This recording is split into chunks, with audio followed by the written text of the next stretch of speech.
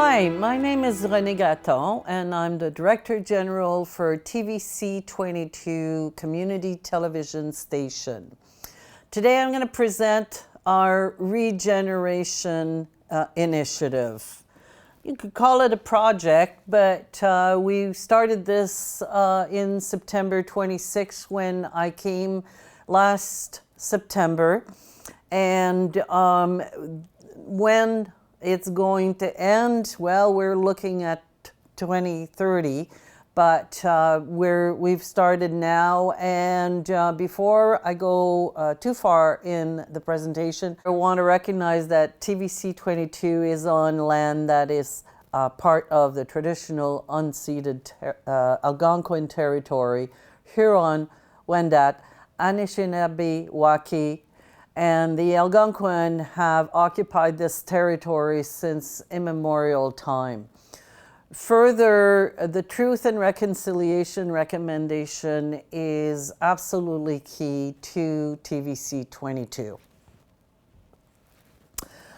In terms of what we're going to look at today is the why, how, what, who, where, and when our changes are going to happen. The mission of TVC22 really reflects the why, how, and what. So the mission is to promote the community of Clarence Rockland, but also the surrounding area and their value. We do this through the production of broadcasting of televisual projects, and that's our approach. And our actions are based on the concerns of people from our area. What we do, the result and the proof, favors the community involvement in various aspects of our program and project production. As to why, now let's get into that a little bit more. And in the post-COVID recovery, and like many organizations, TVC22 has certainly struggled through that time. But we're also, our plan and our strategy is driven around the fact that there are 5 mega trends globally that is shaping our future. And 3 of those are irreversible shifts, meaning if we wanted to try to reverse them, it would be physically impossible. And that includes the demographic shifts. In Canada, we have an aging population, as in fact globally. The environmental crisis, we just have to feel the heat wave around the world, and hyperconnectivity, everything is connected. And then the 2 social or societal megatrends are the health revolution. Of course, after the pandemic, it becomes very natural to be talking a lot more about health. And the diversity. We will not be able to recover from a pandemic without accepting that we need to be more diverse. In terms of the how, we're applying project and change management, and we're aligning that. So through the realization on broadcasting of our televisual projects, we're applying creative, lean, agile, and growth projects and change management approaches that are, some call them innovative, we just call it common sense. And to continue on our how, we're basing our priorities on the concerns of the people from our area. So we'll talk a bit more about the parameters or the area that we're covering. But what's important to know is that we're not going to be focusing on sound bites and short-term actions. We're really interested in what the cities and communities of this region are doing and how they're following a greater recommendations, including inclusivity, offering opportunities for all, being green and well, so-called green, and capable of transitioning to a low-carbon economy. Using intelligent approaches that can harness the full potential of innovation for the well-being of residents and foster inclusive growth. Leveraging good governance. It seems like a common sense to do, but common sense sometimes is too rare. We're leveraging this as a mean of designing and implementing effective strategies and actions and sharing responsibility with stakeholders. We're a nonprofit organization, so we care about a large number of groups. We're leveraging adequate financial resources to create community wealth by pooling our assets and resources with other groups that struggle with the same challenges that we are. And to the bottom right of the image, you're seeing a lot of learning focus. And so, you know, from the learner, the individual learner, you know, whether it be a young generation or an older generation, the learning providers, and the whole learning spectrum for lifelong learning. With that, community integration. Community television cannot survive, and we will not continue the conventional approach of community television and broadcasting. We're generating an integrated learning approach into our communication and broadcasting platform. And the aim of that is to foster community wealth building. As I said before, if we start pooling our assets and resources, we will fare much better than if we were trying to work alone. And that has proven not to be successful long term. In terms of what specifically we're going to favor, we are already favoring community involvement in various aspects of production, and we're going to address the 17 Sustainable Development Goals. And there's lots to pick from because there may be only 17 goals, but there's 167 targets. And that's why we know that we can plan to 2030, to 2050 and beyond. These are a bridge to manage our organizational and systemic changes towards giving back. So from negative impacts using conventional approaches and doing less damage by being green, sort of, we're going to aim to be restorative. We're going to aim to be regenerative and to develop positive impact to social, economic, and environmental needs.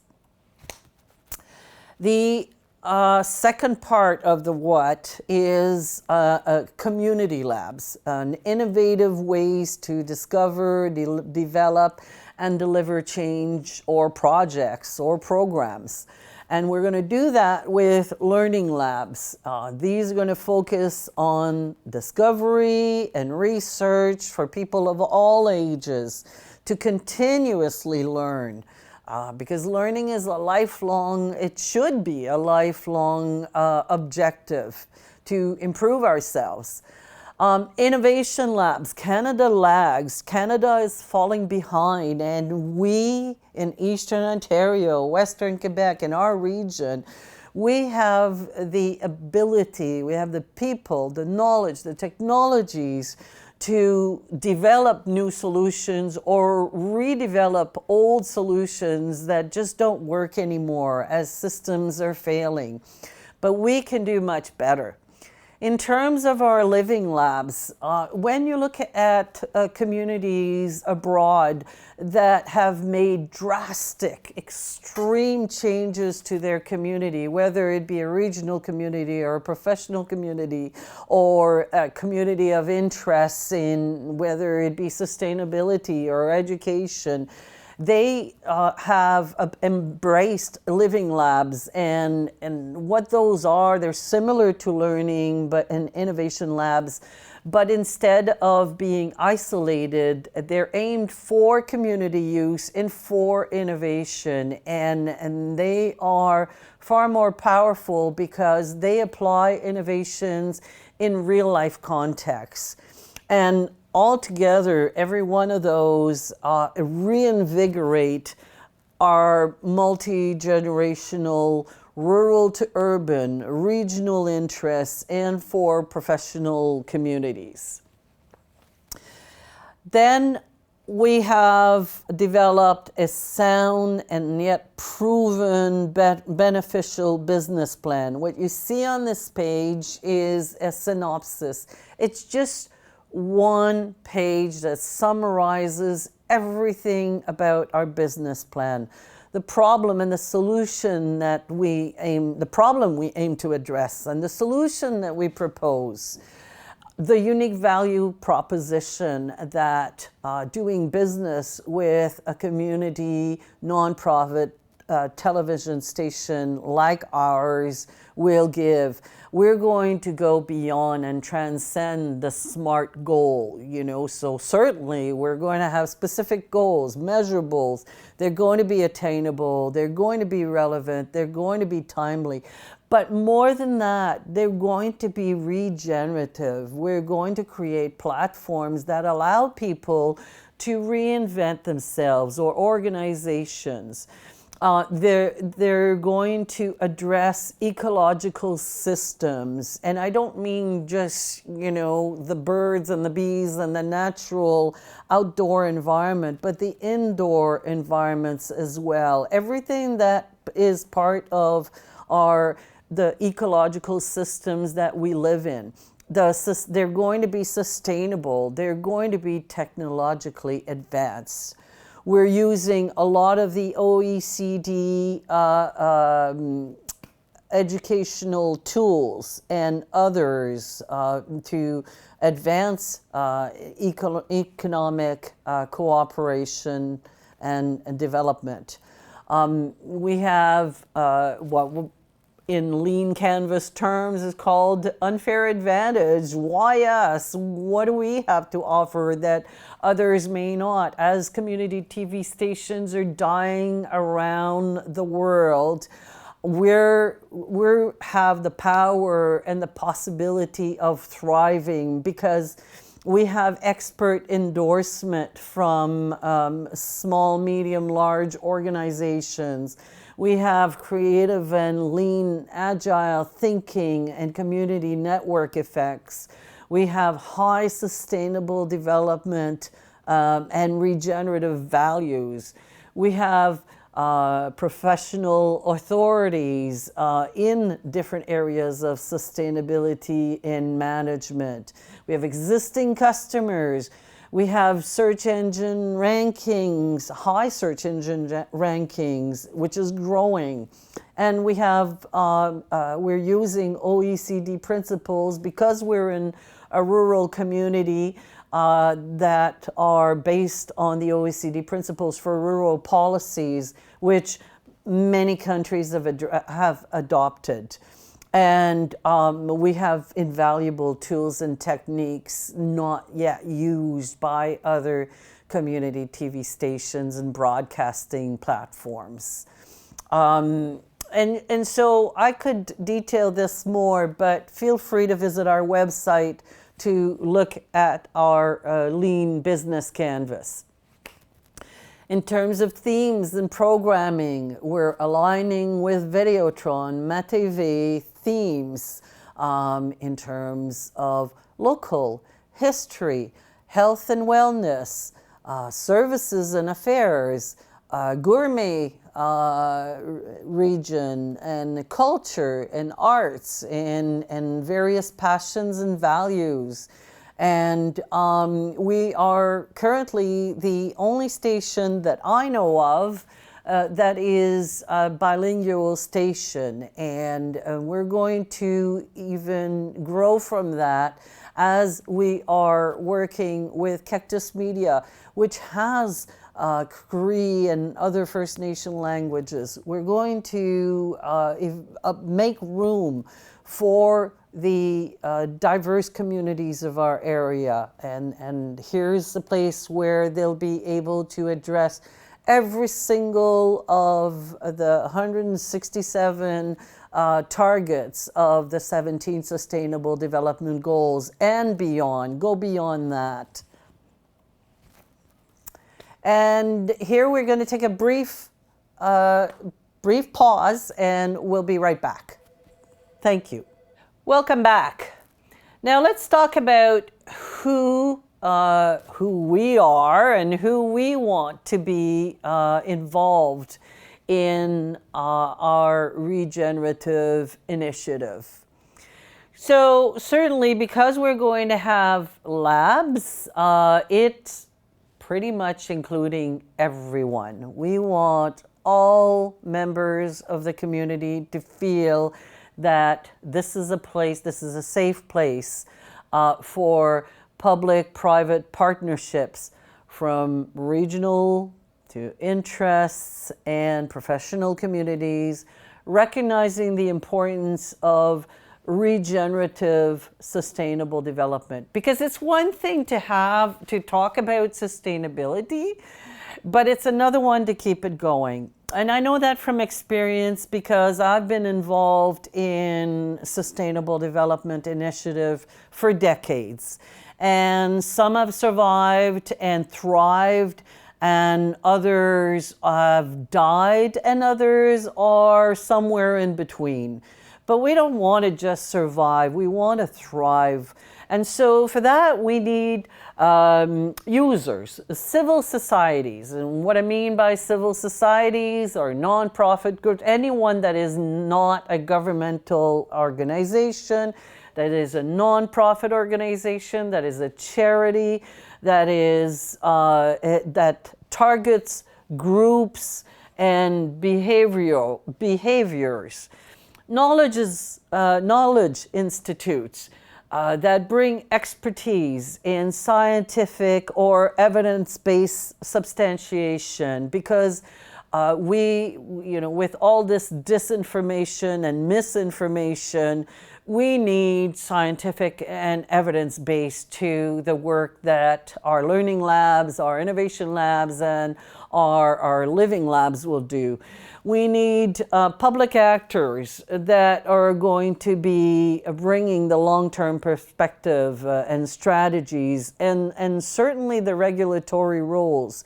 As Canada aims for net zero by 2050, and other municipalities by 2030, and so on, regardless of their goals, regulations are changing, and we need those people to be part of this. It's changing at every level and every industry. And private actors who have the field know-how and the resources to help us do these things. And where geographically, I've sort of hinted towards that before, but to the bottom right, you see the Glengarry Prescott Russell, which is the township that we find that TVC22 finds itself in. And so that's certainly our startup area, but we're already growing, and this is exciting. After 30 years, the station is growing to go into Ottawa, Gatineau, and beyond, the region of Seaway region with Cornwall. And so we're going to grow eventually to cover all of Eastern Ontario. And that's exciting. Now, virtually, there's the geographic area, and then there's the virtual area. Well, when we start talking about that virtual boundaries, it's pretty much limitless. And so through MetTV, Videotron, YouTube, Facebook, Instagram, Eastern Ontario regional networks, the LinkedIn, and other medias and networks, as well as our community media portal through Cactus Media, we're pretty much boundaryless. We can reach any audience, anywhere, anytime. And that too is exciting. Now, let's talk about the approach that we're going to grow and the way that we're going to grow. And that's by creative. I just talked about the virtual boundary, but we're going to also we're working on creating a platform that is generative and eventually regenerative, and as a corporate memory. So in the first phase, identifying and registering all the people that will help us to achieve our discovery, in planning the community and learning and researching. And then our learning labs in terms of developing for innovations and helping individuals grow. At that point, we're going to look at community associations and the tools that each one of them can bring in our learning spectrum. We're going to create living labs, which is really pushing the envelope. And as I've said before, communities worldwide that have really advanced quickly are using these to advance and deliver more eco-based systems. And they're using technologies and approaches such as biomimicry and using nature to inspire themselves to solve complex solutions. Now, when? Well, we've already started, but this is a journey. The Regeneration Initiative is not a deadline date. It's a journey, and it's already here at the station in implementation. And as I said before, we're aiming towards our first the 2030 Sustainable Development Goals. The projects are scheduled according to agile techniques, and in the first phase, we're going to work towards charrette for discovery. Now, what is a charrette? Essentially, it's a reiterative, public, and engaging process to deliver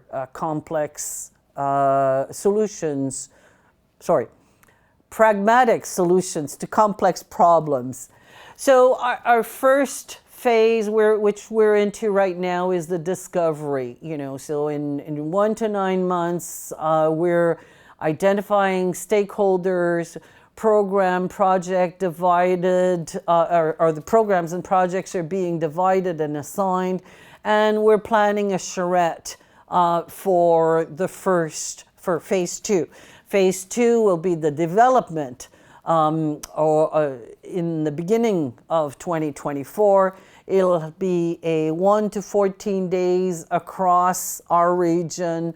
And this is really the transformative approach of the process. This is when people can come together. And the big difference between public consultations and charrettes is that the public can actively engage from beginning to end.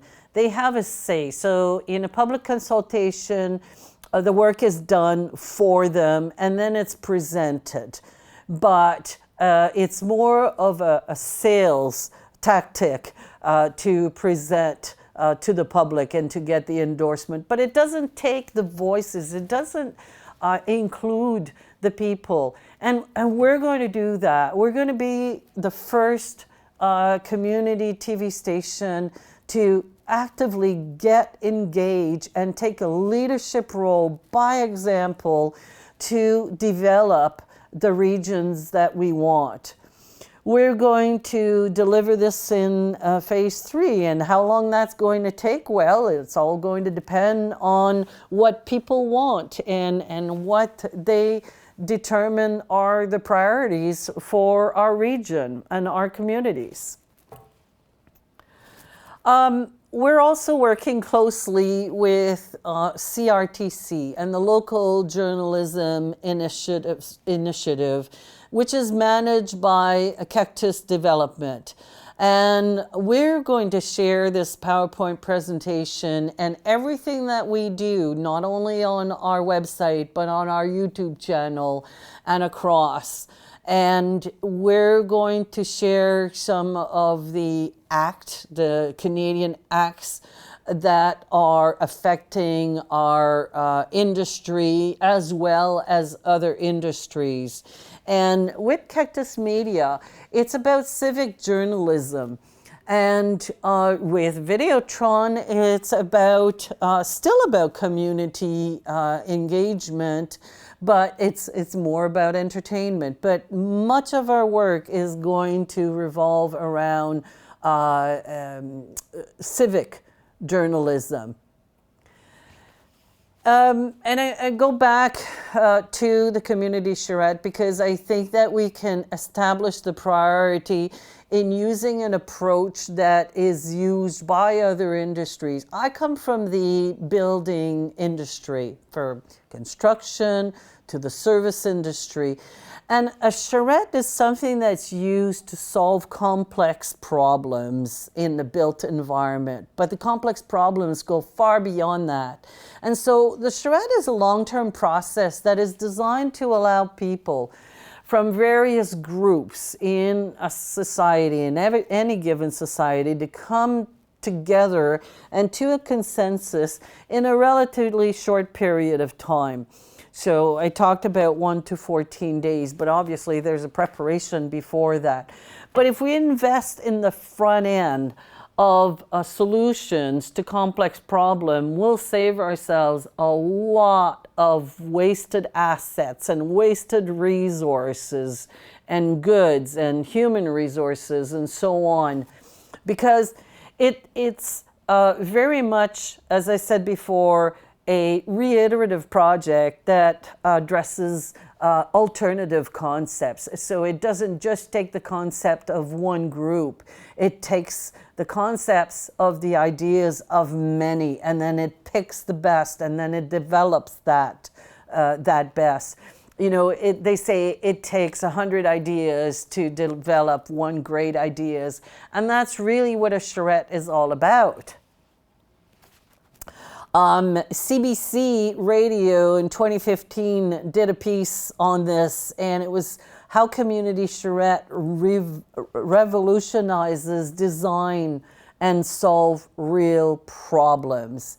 And that it talks about this because it addresses so much more than just the economics and the social aspect. It goes far beyond the triple bottom line of environmental, social, economic. It goes to the purpose. Why are we doing this? It starts with why. In terms of our sustainable development, we're going to address prosperous economy, thriving society, healthy environments, and every sustainable development goal is there. Now, if you look at them here, you can look at any one of those and see that it touches another or many other Sustainable Development Goal. They are all interactive.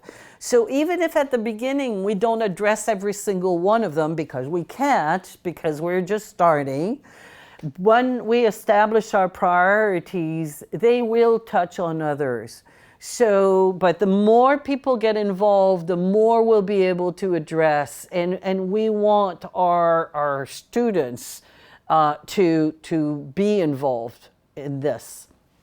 So here's just a few examples. So when we did our first pass in the French presentation with an audience, we addressed one in each section: prosperous economy, we addressed decent work and economic growth.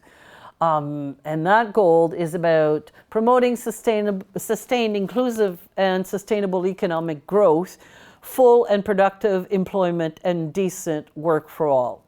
Well, we're just a small organization here at TVC22, but we're growing, and we're growing fast. And we are in a town that is growing fast, and a township as well that is continuously growing. So we're already, by looking at target 8.2, we're already addressing diversify, innovate, and upgrade for economic productivity. Because if I didn't say it before, I'll say it now, or I'll say it again and again and again. Community television station cannot survive by using the old method of ad hoc stories and sound bites and the conventional ways of delivering community use. We need to be far more diversified, we need to innovate, and we need to upgrade for economic productivity. Thriving society, well, after COVID, I don't think there's any doubt that, and in Canada, we have to address our health and well-being system. One doesn't go without the other.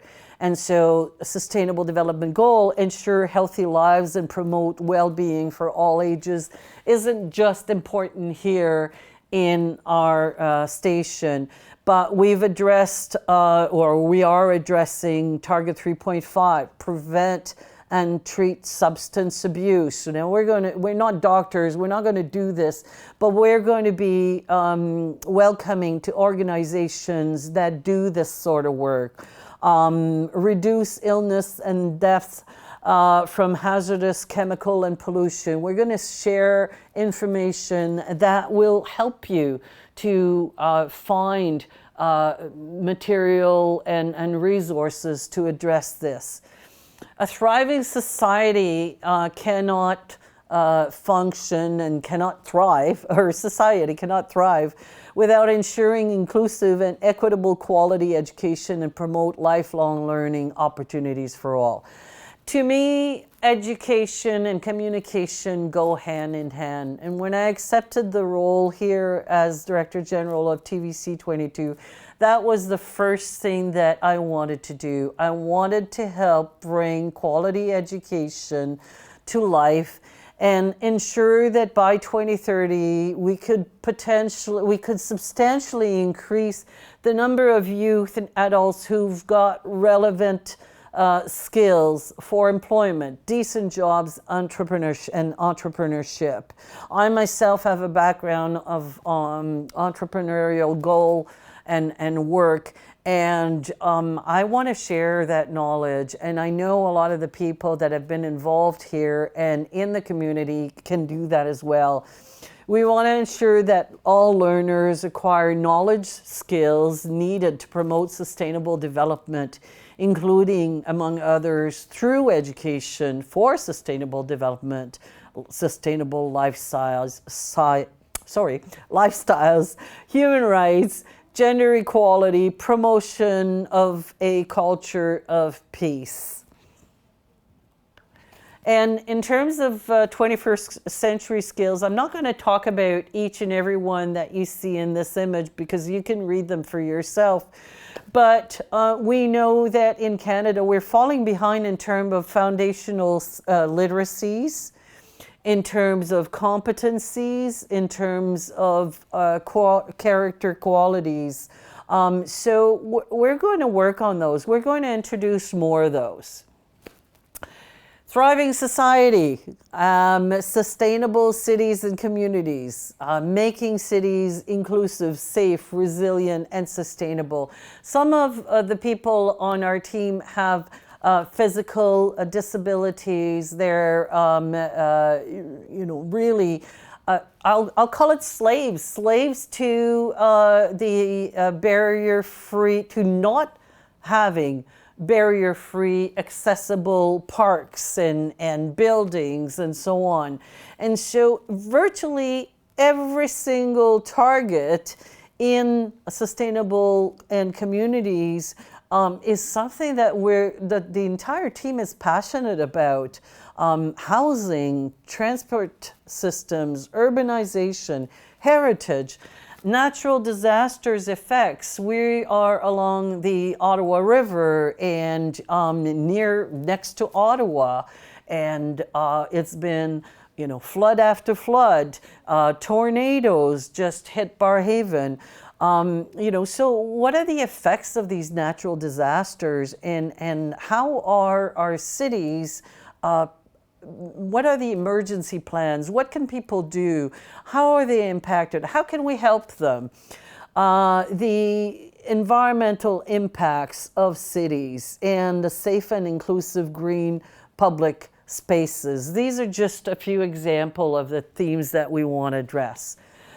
Healthy environment also addresses clean water and sanitation, and it seems strange that in a place like Canada and Eastern Ontario we should be talking about this, but water and sanitation, ensuring availability and sustainable management of water and sanitation for all, should be a given, but it's not necessarily.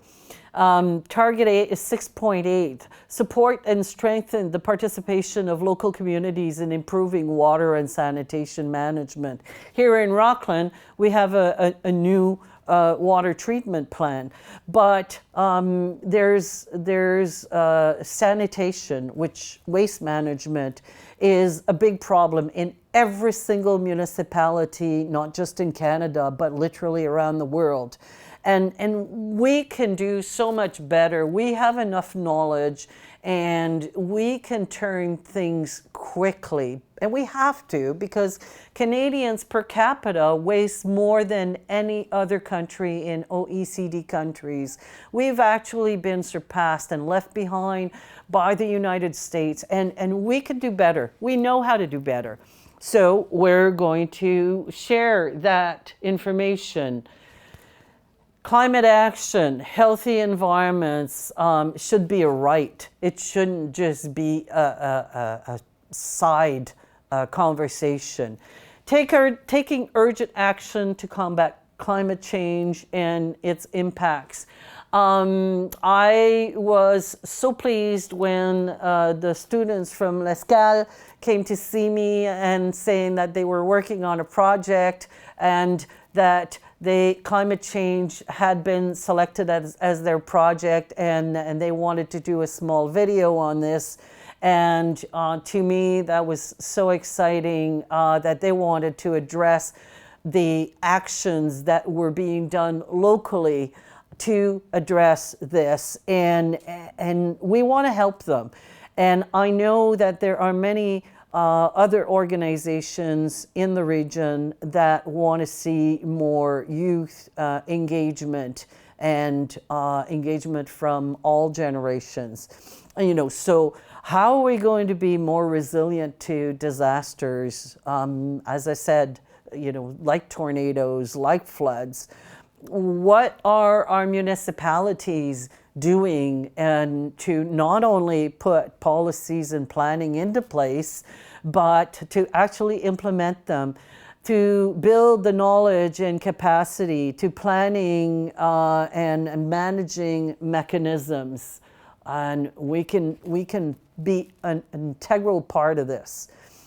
The healthy environment, life on land, with the French. I just added this one as part of the English presentation, because as part of the French, we had a live audience, and towards the end, we had a big discussion about who wanted to see what. It was sort of an introduction of what a charrette could be. And repeatedly, the theme that came about was the forest. So healthy environment, goal 15, life on land, is about protect, restore, and promote sustainable use of terrestrial ecosystems, sustainably manage forests, combat desertification, and halt and reverse land degradation, and halt biodiversity loss. So target 15.2 is one that was identified consistently. Now it says by 2020, promote the implementation of sustainable management of all types of forests, halt deforestation, restore degraded forests, and substantially increase afforestation and reforestation globally. Now, let's just take our little part of the globe. Since I'm an Eastern Ontario born and raised girl. I've lived in Ottawa. I've worked in Ottawa for most of my career, and I came back to the rural region of Prescott Russell at the beginning of the pandemic. And it was no surprise to me to hear the people say the same thing that I was seeing, basically verbalizing what I was seeing, which was the concern on the deforestation of this area.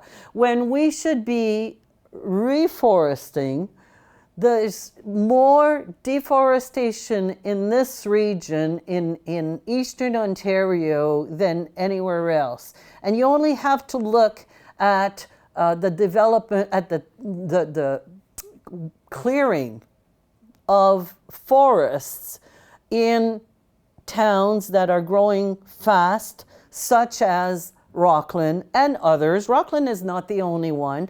There are others where forests are clear-cut, and this was probably one of the most common concerns when we had our first studio audience. And so it said by 2020, I'm saying by 2030, we have to have this better managed, better controlled, and organizations, nonprofit, and all organizations need to take a more active role to tell the municipalities and the townships that this is a must, because global warming is real, and with every forest that is cut, it just makes it worse. So those are the goals. I will not go through this one, this image again, but it's just to reiterate that we are looking at creating public-private people partnership strategies, and creating a platform that is going to serve for the virtual labs as much as the physical labs, and the physical labs of learning and innovation and living labs can be here, but they can be anywhere in partnership with other organizations. And so before I leave you with the information on how to get more questions or share your comments, I'm going to make a call to action. In 2011, I had started a movement which you will hear about when I was in the building industry that was dubbed Mission 2030. What Mission 2030 was is a call to action for every organization to address their construction, renovation, and demolition waste to net zero by 2030. Now, that was more towards anyone involved in the building industry supply chain. Now, I'm making the call to all community members, whether they are of this region, whether they are communities of interest, whether they are communities of profession, to take an active role on improving communication and broadcasting of reliable, science-based, evidence-based information with us and become a partner in our regenerative initiative. Everyone has a role to play. Every dollar counts towards supporting the organization, not just this community TV, but the different communities that are engaged in Eastern Ontario, Western Quebec for sustainable development. So every dollar counts, and we need your partnerships, we need your sponsorships, we need your memberships, we need your knowledge, we need your help. And so I really hope that you will join us. And I invite you to contact me. I invite you, our website is in the process of being updated, and to visit it often because you're going to find more and more information. And I hope that you see the urgency and the importance of community broadcasting to make this world a better place, not just for you and I, but for our kids and the 7 generations to follow. Thanks for listening, and have a great rest of your summer. Thank you.